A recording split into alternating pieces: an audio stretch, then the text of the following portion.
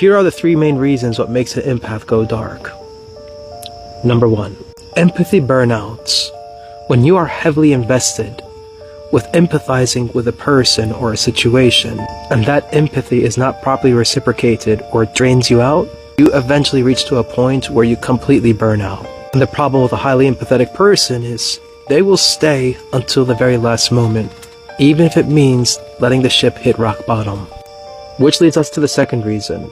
When you find yourself in a situation like this, and you're most likely with a person who is draining or taking advantage of that empathy, this is even more common in toxic or narcissistic relationships, where you're constantly being subjected to psychological warfare and abuse, despite all the empathy and attempts to make ends meet, or to compromise or sacrifice to make it work by all means necessary. Eventually, the empath will have to learn the tactics of their abuser to protect themselves from them as defense mechanisms or coping mechanisms. And of course, which brings us to the final reason. They lose themselves within the darkness. They never had the intention of going dark.